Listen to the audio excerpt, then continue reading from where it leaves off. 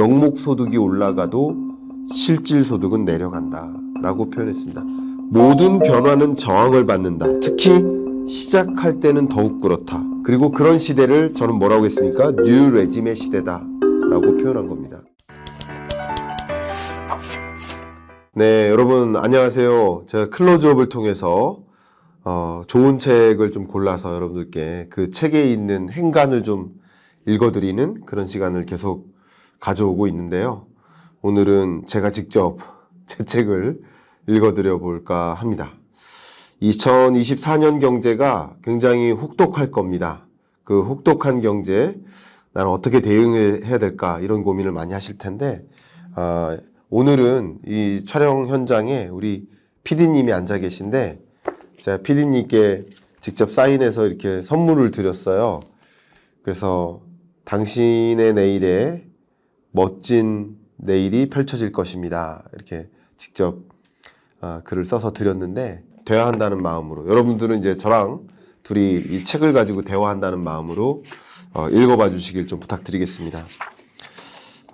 제가 이 책을 준비하는 기간은 정확히 1년입니다. 그러니까 매해 그 경제전망서가 이제 10월 달에 나오면 바로 그 다음 해 전망 준비 체제로 갑니다. 그러니까 전 지금 이 순간은 또 역시 2025년 경제전망 이 책을 준비하기 위해서 시간을 좀 보내고 있습니다. 그 한 해 동안 그 해의 경제를 들여다보고 분석하고 그리고 항상 그 관전 포인트는 내년에 초점을 맞추는 거죠. 그 후 내년은 어떻게 될까? 어떤 예를 들면 23년 현재 이루어지고 있는 굉장히 중요한 경제 현상들이 있다면 이게 내년에는 어떻게 영향을 전개시킬까? 이런 관전 포인트를 가지고 그 현상을 들여다봅니다. 그리고 1년이 지나고 나면 이제 책이 집필이 거의 마무리되겠죠. 그러면 이제 탈고를 하고 마지막에 저 혼자 이렇게 좀 골똘히 생각하는 시간을 가지면서 프롤로그를 적습니다. 종종 제가 인터뷰를 하다 보면 두 사람이 쓴 거 아닙니까? 이런 질문을 받은 적이 있어요. 아마 그렇게 질문하시는 인터뷰어라고 한다면 정말 책을 제대로 읽으신 분이에요. 두 가지 다른 마음을 갖고 책을 집필합니다. 그러니까 바디를 쓸 때는 뭐 최대한 냉철하게, 냉정하게 차가운 머리로 쓴다라고 한다면 프롤로그 부분은 정말 그 마음으로 가슴으로 좀 쓰려고 노력을 합니다. 그러다 보니 바디 부분은 굉장히 분석적이고 뭐 객관적으로 책을 쓰기 위해 준비를 하고 있지만 근데 프롤로그 부분은 그 현재 경제 상황을 가장 잘 담아내줄 법한 그런 어떤 작가적 감성으로 씁니다, 실제. 근데 이번에는 이 책을 준비할 때 어떻게 하다 보니 시를 썼어요. 그 프롤로그 첫 번째 시작하는 그 시를 제가 이제 시의 시인이니까 시인의 목소리로 시를 잠깐 읽어드리도록 하겠습니다. 프롤로그입니다. 오르막 올라와 또 오르막이다. 다 온 줄 알았는데 또 남았다. 힘겹게 올라온 오르막에 무겁게 내딛는 발걸음. 여기까지 올라왔지만 다음 발걸음을 내딛기 어렵다. 쉽게 끝나지 않을 것이라는 불안감 때문이다. 그러니까 2023년 한 해도 지독히 어려웠는데 안타깝게도 2024년에는 더 어려울 것이다. 근데 한 해의 어려운 국면을 맞이할 때는 그동안 비축해놓았던 무언가를 활용해서 소위 체력을 활용해서 그냥 어거지로 이렇게 오르막길을 올라갈 수는 있는데 다 올라온 이 상태에서는 이미 지쳤거든요. 체력도 다 소진했거든요. 근데 그 상태에서 또 만나는 새로운 오르막길은 참 더 어려울 수밖에 없겠구나 이런 생각을 해봐요. 그런 감정으로 이렇게 시로 한번 표현을 해봤습니다.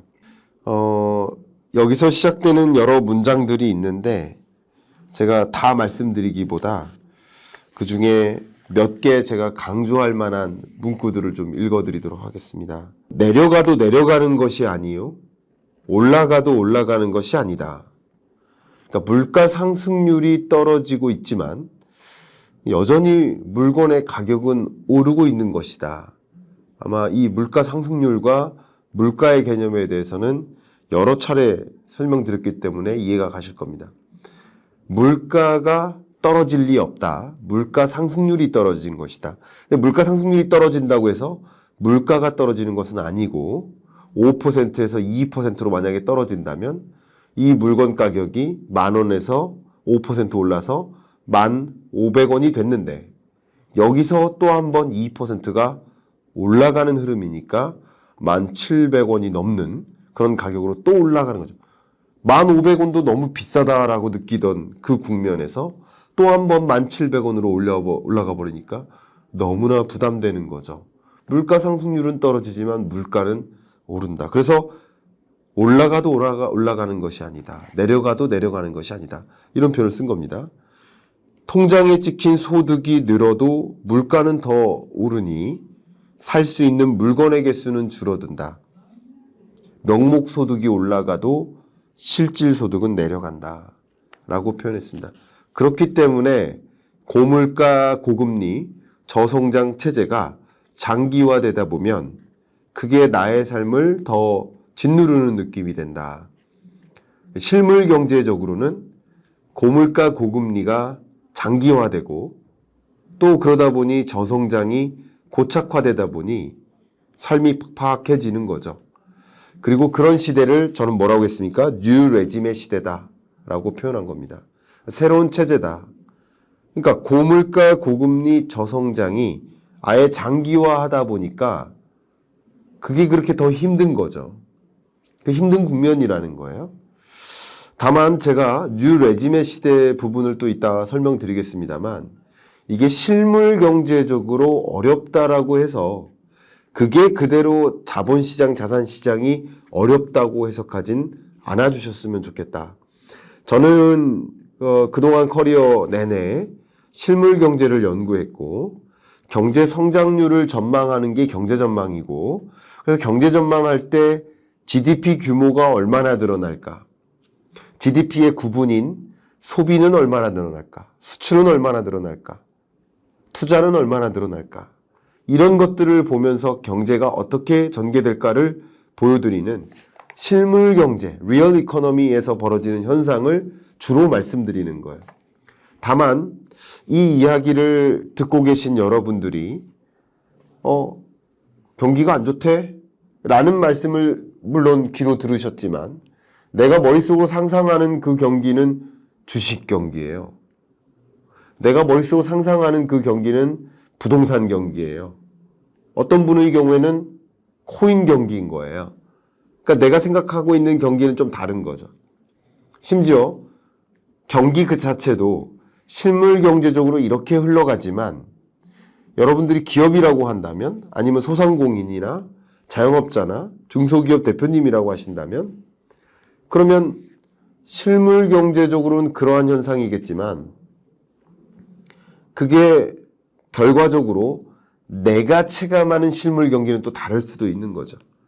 그래서 뉴 레짐의 시대 속에서 우리가 반드시 기억해야 될 게 제가 이렇게 설명했죠. 모든 변화는 저항을 받는다. 특히 시작할 때는 더욱 그렇다. 이 문장을 꼭 기억해 주십시오. 이게 무슨 말이냐? 실물 경제적으로는 더 어렵다라는 거예요. 그러나 자산시장, 자본시장에서의 움직임은 다를 수 있다라는 것을 강조하고자 이렇게 말씀드리는 겁니다. 어떻게 다른지는 이따가 뉴 레짐의 시대 때 그 내용을 좀 말씀드릴 때 의견을 드려보고자 합니다. 또 이렇게 쭉 말씀드리다가 2023년 경제전망서를 옆에 또 가지고 왔는데 이 책을 또 많이 보셨어요. 그리고 제가 23년 경제전망을 가지고 2022년 한 10월부터 방송에 많이 나와서 2023년은 경기 침체 옵니다. 이렇게 말씀을 드렸는데 분명 그 영상을 보시고서 나는 뭐라고 받아들이냐면 경제 위기 온다고? 이렇게 받아들이시는 경향이 있으셨어요. 근데 경기 침체와 경제 위기는 전혀 다르다라고 일부러 프롤로그에 명시를 해놨습니다. 경기 침체는 V자로 이렇게 경제 위기는 V자로 움푹 패이는 거예요. 역성장하는 거. 경기 침체는 L자로 점점 성장률이 둔화하는 겁니다. 경기 침체라고 해서 역성장할 리 없어요. 역성장하면 무조건 경제 위기예요. 경기 침체는 역성장이 아닙니다. 올해 성장률도 1.4%로 전망하지만 1.4%만큼 전년도 2022년 GDP 규모보다 늘어나는 겁니다. 그러나 늘어나는 속도가 너무 더딘 것이죠. 그렇게 받아들이시는 게 좋겠죠. 그게 경기 침체입니다. 경기 침체가 장기화되다 보니 그냥 여러분들이 정말 어렵다. 저도 이제 많은 기업들을 만나고 물론 우리 채널을 통해서 독자분들을 만나 뵙고 있지만 정말 어렵다라고 말씀 많이 하시고 IMF 외환위기 때보다 더 어렵다 이런 말씀 하세요. 이게 외환위기나 팬데믹 경제위기나 이런 경제위기를 겪을 때는 한 방에 막 큰 충격이 있었어요. 충격이 있고 제자리로 또 금방 돌아가는 시점이 오거든요. 근데 L자로 점점 꺼지면 더 어렵다는 거예요. 이해 가십니까? 가중되는 거기 때문에. 그래서 더 어렵다라고 느끼시는 것도 제가 이해가 갑니다. 제가 이 부분을 좀 읽어드려도 될지 모르겠습니다. 제가 항상 프롤로그를 마무리할 때 이렇게 마무리를 하는데요. 말씀드려 보겠습니다. 한 해를 또 지나니 장석주 시인의 대추 하나리라는 시가 더 큰 울림을 주는 것 같다. 적에 저절로 붉어질 리는 없다. 저 안에 태풍 몇 개, 저 안에 천둥 몇 개, 저 안에 벼락 몇 개. 저도 이 책을 쓰는 그 과정이 분명 책상 머리에서만 고민했다면 이 대추가 익을 리 없을 거라고 생각했습니다. 비싼 물건을 손에 짚다가 내려놓고 아이에게 저렴한 음식을 사줄 수밖에 없는 엄마의 서름이 이 책에 담겨 있습니다. 학업을 하고 싶어도 당장 학비가 없어 아르바이트 해야 하는 청년의 처진 어깨가 이 책에 담겨 있습니다. 전기요금 오르고 가스요금 오르는데 국밥 가격을 올리자니 단골 손님 놓칠까 고민하는 식당 할머니의 한숨이 이 책에 담겨 있습니다. 방송 토론에 정말 많은 연구자들을 제가 마주했는데요. 정말 날카로운 그런 반론이 저를 한쪽으로 치우치지 않도록 도와주었고 또 경제 읽어주는 남자 유튜브 구독자 여러분들이 많은 질문들을 주셔서 이 거시경제가 개개인의 삶의 경제에 녹아들 수 있도록 묵상할 수 있게 해주셨습니다. 또 기업 강연에서 많은 그 경영자분들을 만났는데 그들의 정말 심도 높은 고심은 그냥 교과서가 아닌 살아있는 조언을 제안하기 위해 고민을 하게 해 주었고 또 정부 자문회의에서 만난 여러 또 정책 의사결정에 대한 고민을 하면서 정책 방향을 함께 논의한 그 각계 전문가들로부터 역시 미처 보지 못했던 중요한 부분을 놓치지 않게 해 주었습니다. 사랑하는 가족들의 배려와 동료 연구자들의 도움이 없었다면 발간될 수 없는 책이었습니다. 수많은 태풍과 천둥과 벼락을 담아서 본서를 발간하고자 한다. 이렇게 프롤로그를 시작했습니다. 자, 이제 여러분들과 이 책에 담겨 있는 이야기를 몇 가지 좀 하나하나 짚어가면서 말씀을 드리려 하는데 통상 이게 매년 10월이면 이렇게 매년 연말이면 발간되니까 전년서를 회고하지 않을 수가 없습니다. 그러니까 23년을 회고한다기보다는 2023년 경제전망서를 회고하고 24년 경제전망을 이 책에 담긴 내용을 또 말씀드리는 게 또 순서가 적절치 않을까 이런 생각에 몇 가지를 제가 말씀드리도록 하겠습니다. 일단 책의 표지에서 제시된 것처럼 이게 방송에서는 처음 말씀드렸지만 이 3자에 이게 R자가 들어가 있잖아요. 이게 제 제언입니다. 저랑 책 준비하시는 이 표지 디자이너 분들은 굉장히 저한테 피드백을 많이 받으시거든요. 제가 R자를 넣어달라. 리세션이라는 뜻이고요. 24년 경제전망서에 24년 이 4자에 담겨있는 스태그플레이션도 제가 제안해드렸던 그 디자인입니다. 이렇게 했을 때 엣지가 있다라고 저는 생각을 했고요.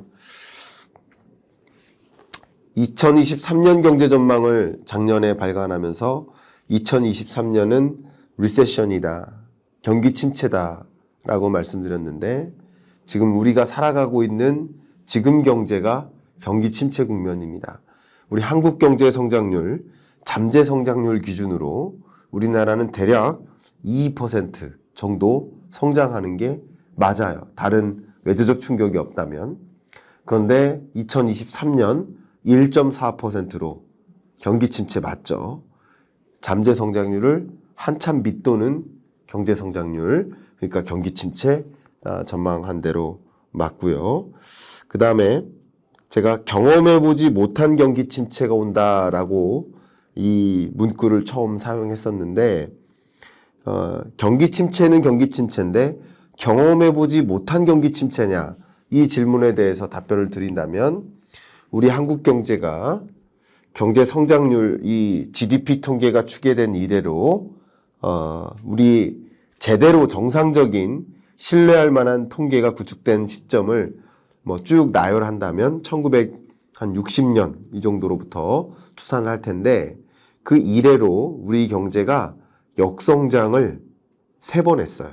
첫 번째가 1980년 오일 쇼크 이후에 우리 한국 경제가 역성장했습니다. 마이너스 1.7% 역성장했고요. 그리고 1997, 8년에 IMF 외환 위기가 왔죠. 그때 우리 경제가 마이너스 5.1% 역성장했습니다. 경제 위기예요.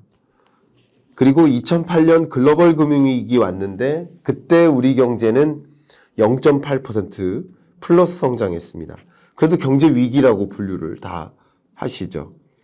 그리고 2020년 팬데믹 경제 위기 때 우리 한국 경제가 마이너스 0.7% 역성장했습니다. 그러니까 4번의 경제 위기가 있었고 그 중에 3번은 역성장한 겁니다. 2008년 글로벌 금융위기 때는 세계 경제 위기였고 우리 한국 경제의 경우에는 위기와 침체 중간에 있는 그런 국면이라고 볼 수 있겠죠. 어쨌든 위기죠.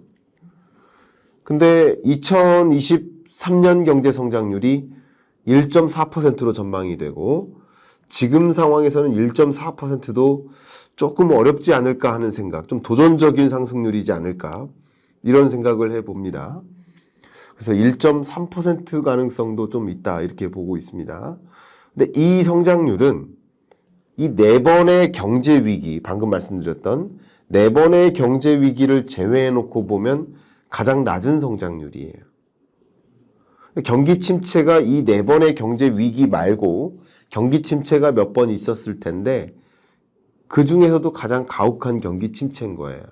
정도면에서 경기 침체라는 것을 경험한 정도면에서 경험해보지 못한 수준의 경기 침체 맞고요. 두 번째는 제가 23년 경제 전망할 때 이미 한국 경제의 경우에는 첫 번째 트렌드, 20가지 트렌드 중에 첫 번째 트렌드가 스태그플레이션이 온다였어요. 한국 경제는 23년에 스태그플레이션이 온다라고 한 거예요. 왜냐하면 경기 침체 속에서 고물가를 동반하면 그게 스태그플레이션이거든요.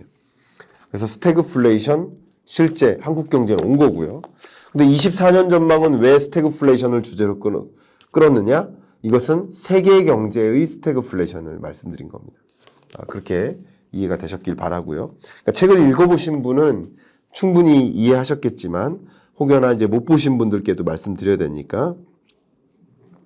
그 다음, 뭐, 잡히지 않는 인플레이션, 멈출 줄 모르는 금리 인상, 제가 얼마나 더 설명을 드려야 될지 모르겠습니다만, 추가적으로 주요한 제가 23년 경제 전망을 할 때 말씀드렸던 것 중에 내핍의 시대가 온다. 23년은 내핍점이라고 했었죠. 이 내핍은 인내할래, 궁핍할 핍, 그러니까 궁핍함을 이겨내야 하는 시대. 23년이라고 했고, 왜 그러냐면 물가는 치솟는데 소득은 정체되어서 실질적으로 소비할 수 있는 힘, 그건 실질소득이죠. 실질소득은 강하게 떨어진다.